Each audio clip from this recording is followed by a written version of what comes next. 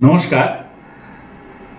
বাংলাদেশ রেলওয়ের বিশেষ অনুরোধে ঈদ উল ফিতর সেলিব্রেশনের জন্য বাংলাদেশ থেকে যেসব ট্রেন কলকাতায় আসছে এবং কলকাতা থেকে যেসব ট্রেন বাংলাদেশ যাচ্ছে, পারস্পরিক সম্পর্ক বজায় রাখতে এই ট্রেনগুলি কয়েকদিনের জন্য ক্যান্সেল করা হচ্ছে।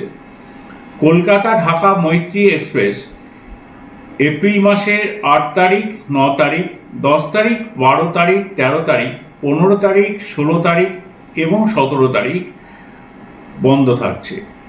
তেমনি ঢাকা থেকে কলকাতা মৈত্রী এক্সপ্রেস এপ্রিল মাসে 7 তারিখ, 9 তারিখ, 10 তারিখ, 12 তারিখ, 13 তারিখ, 14 তারিখ, 16 তারিখ এবং 17 তারিখ বন্ধ থাকছে। কলকাতা খুলনা যে ট্রেনটি চলে সেটি কলকাতা থেকে খুলনা যেদিনকে আসে সেদিনকেই আবার খুলনার দিকে ব্যাক করে যায়। সেই ট্রেনটিও 11 তারিখ বন্ধ থাকছে।